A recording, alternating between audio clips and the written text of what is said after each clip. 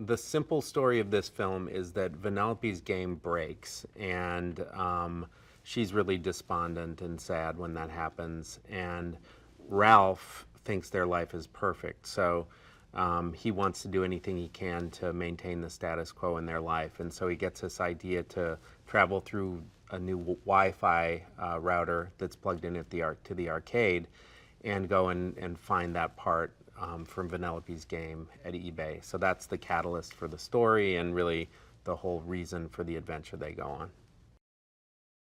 From working on Zootopia, it was a very entertaining movie. You know, it is a funny movie, but it also had a very strong message at its heart about racism, and we really enjoyed being able to tell a story like that in animation that could appeal to not just adults but to children also, that it could be told in a way that everyone could kind of understand it and apply it to their lives. And I think that looking at this film, when we came back to it, having kind of been interrupted with Zootopia, that when we came back to the script that Phil had written previous to working on Zootopia, we said, you know, I think we can go deeper with this, that we can explore themes that are a little more mature, you know, that it can still be a comedy, you know, but also we can talk about something in these films. Yeah, because audiences have not only a tolerance but an appetite for deeper emotional content. What's great about Henry is he's very strict. He's a fun guy.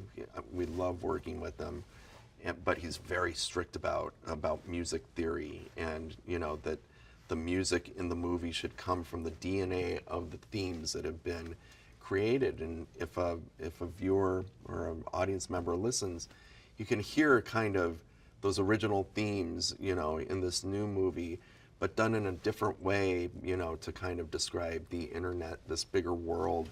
But it still feels deep down like the first movie, even though it's bigger, you know, and more robust in parts.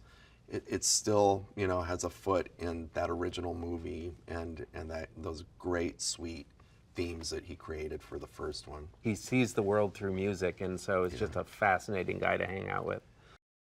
Shank is the best racer in this online racing game called Slaughter Race, and she is cool, she's tough, she's smart, and she's very kind in her soul. So she ends up becoming a kind of big sister figure for Vanellope in the same way Ralph is like a big brother to her, and she's voiced by Gal Gadot. So, you know, there's that.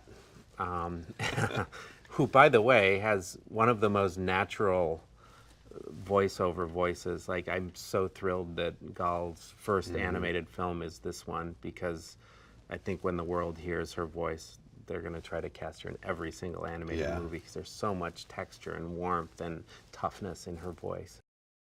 We did something special with each of the actresses who voiced the princesses, that when they came in and recorded their lines afterwards, we met with the animation department and had like a moment where the actor, or the actress I should say, was able to kind of sit with the animators. And animators are actors basically, except they're not using their bodies and voices to perform. They're using, you know, characters that you draw or manipulate.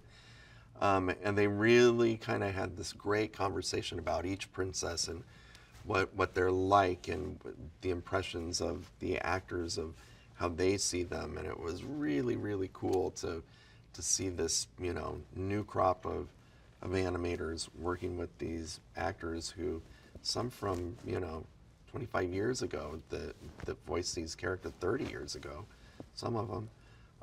And to see like two halves of a brain kind of communicating to bring the scene to life, it was pretty special. I never would have considered any of like the fun things that happened along the way in making that scene, you know, had we not just dove in and done it. So. We like playing with language in a way that is maybe unexpected, and that's another thing that John C. Reilly and Sarah Silverman bring to it, is there's such specificity in the way they read a line and the way the cadence of the way a line is read, or Sarah, as Vanellope, over-enunciates. So she hits her K's and her T's and D's at the end of sentences. And even Creates that... almost another syllable sometimes. That is just a layer of funny that, you know, you can take a sentence that isn't even a joke, but the way she reads it is funny. And same with John, you know. The way they say things just makes it funnier.